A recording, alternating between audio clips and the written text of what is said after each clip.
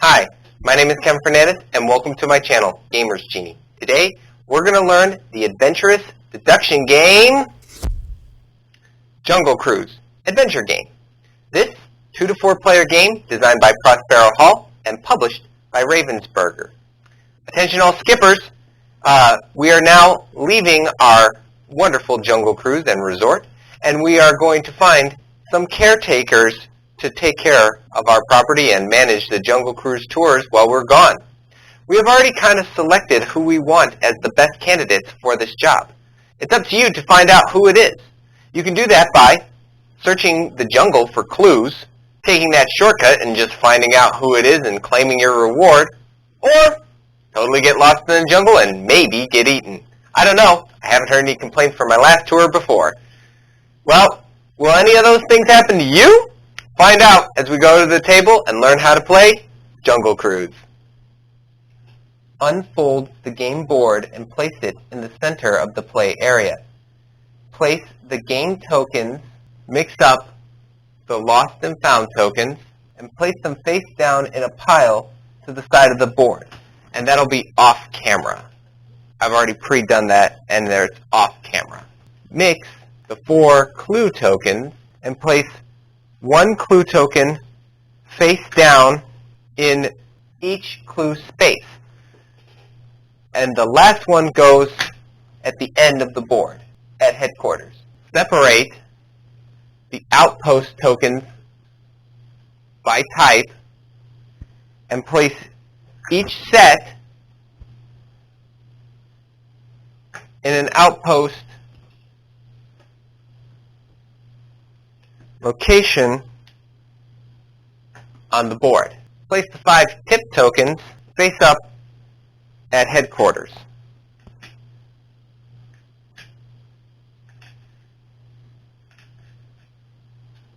Shuffle the navigator cards and place them face down to the side of the game board, and I'll just place them right here. Although each player gets their own boat, you'll be sharing the deck.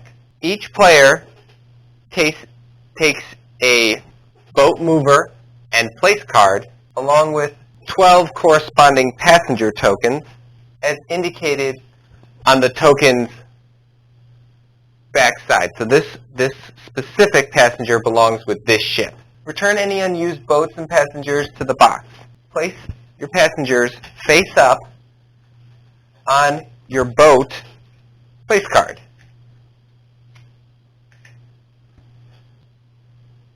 You may arrange them however you like.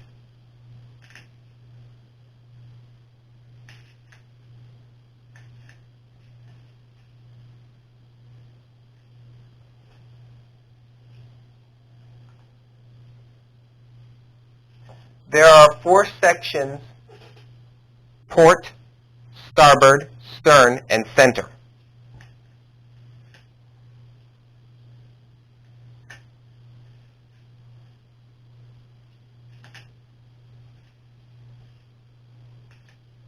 And each section has 3 spaces. Each space can hold exactly 1 passenger or cargo token. Each player gets a warning flare token and a skipper specialty card. This one is navigation. Set this face up by your boat place card. For your first game, give each player 1 random skipper specialty card. In future games, each player may select their skipper specialty, starting with the youngest player and moving clockwise.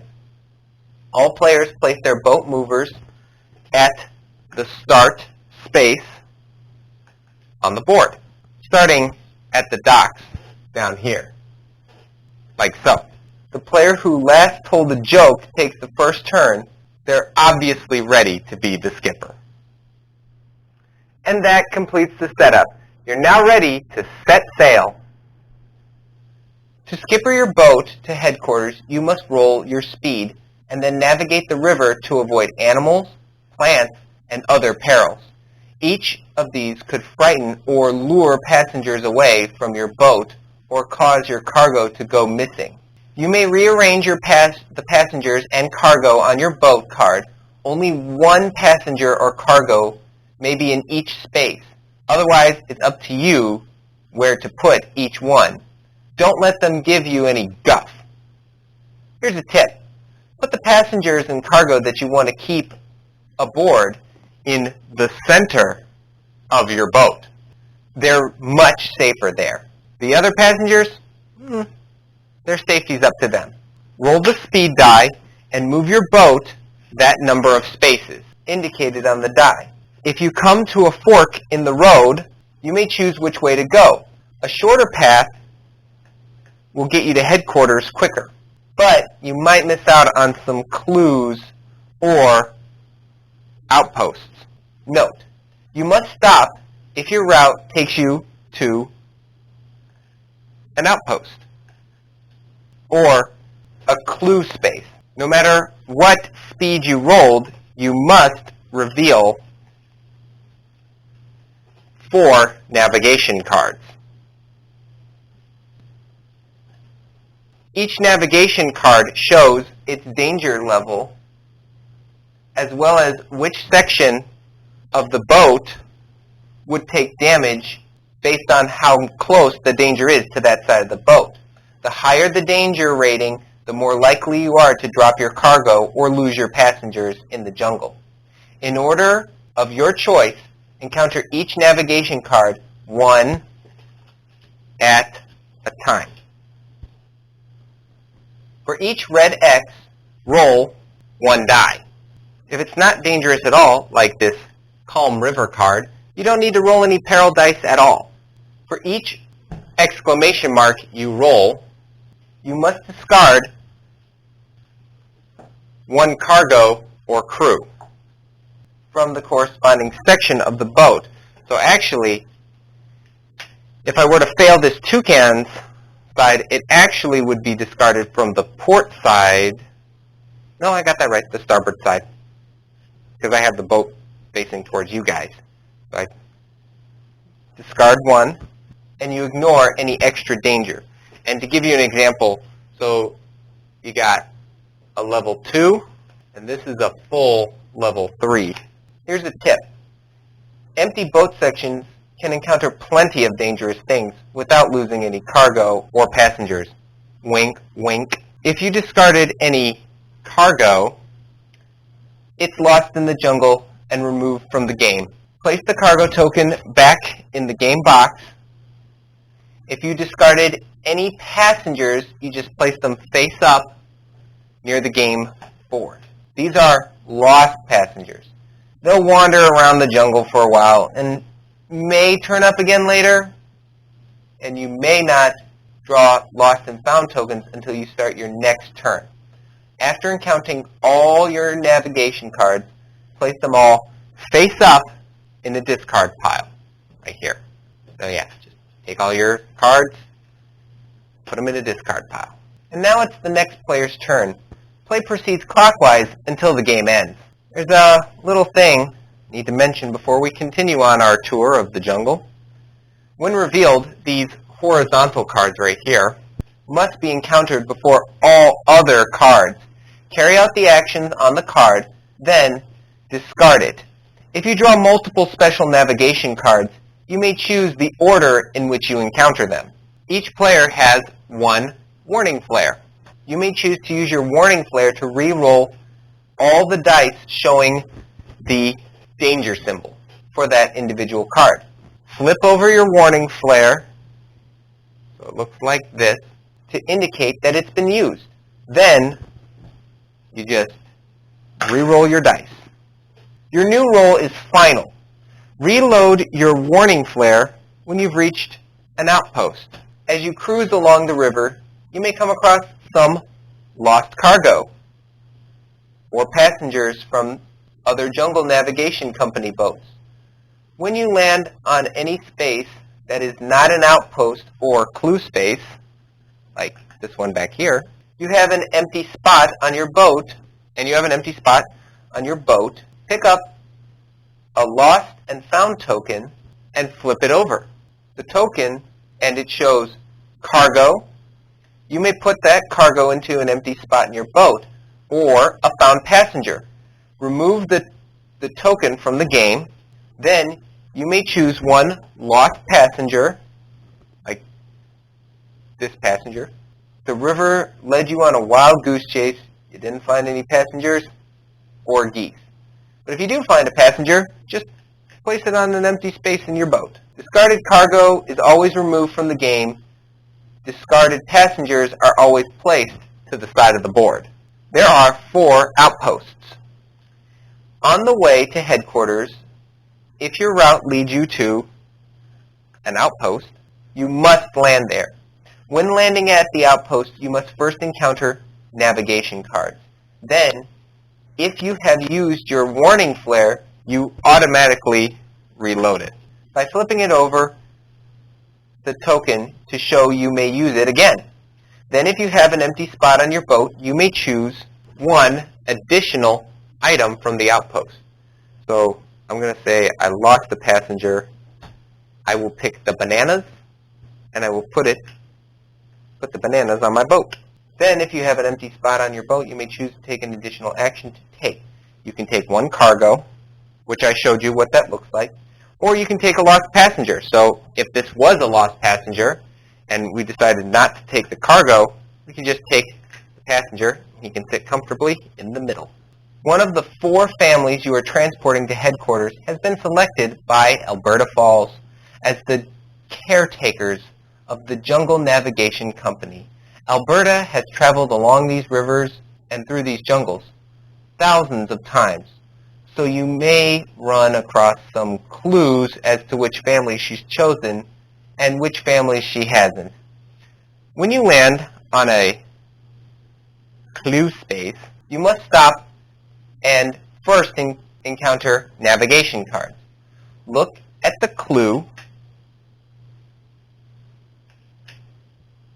without revealing it to anyone else. The clue will show you one of the families that Alberta has not selected to take over the company, because you will be rewarded handsomely for passengers of Alberta's selected family. You want to keep them on your boat and pick up lost passengers from that family whenever possible, even if they're from another boat. Tip: keep an eye on the other players. If they make it to an outpost before you, you may be able to deduce some information by seeing which passengers they protect and pick up in the jungle. Grateful passengers reward speedy skippers with tips upon their arrival at headquarters. Once the tips have been snapped up, Alberta Falls will announce the temporary caretakers of the company. Without further delay, the first skippers who arrive at headquarters receive the most generous tip, the 3. When you land at headquarters, take one tip of your choice. Once you're at headquarters, you are finished moving your boat, and on your turn, you will still instead take another tip token. Not wanting to miss out on tips, Alberta's announcements, the skippers pick up the pace. When the last tip token has been taken, the game ends immediately.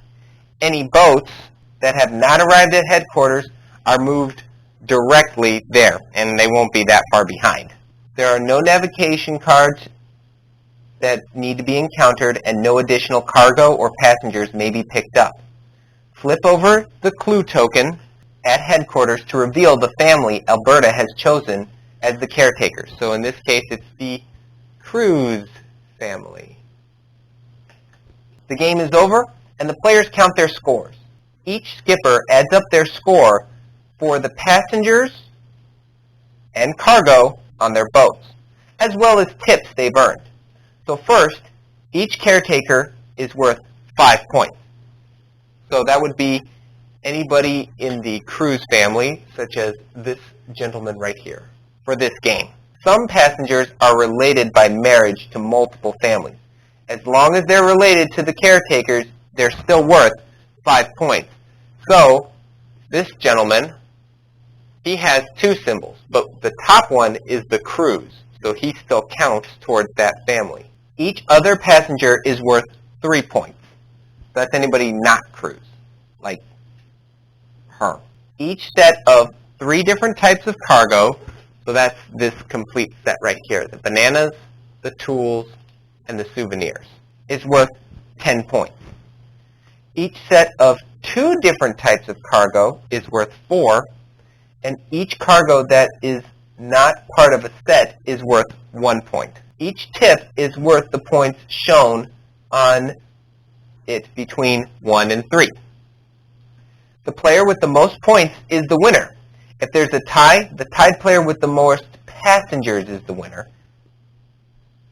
And that's all you need to know to play Jungle Cruise Adventure Game. If you have any questions about this game, please put it in the comments below, and I'll get to them as soon as I possibly can. If you enjoyed this video, please give it a like, hit that subscribe button, and ring the notification bell to be notified for videos just like this. If you enjoy the channel as a whole, consider becoming a Patreon supporter so you can get early access to how to play videos just like this one. I'll leave a link to that in the description below. Be on the lookout for our upcoming gameplay video on Jungle Cruise Adventure Game.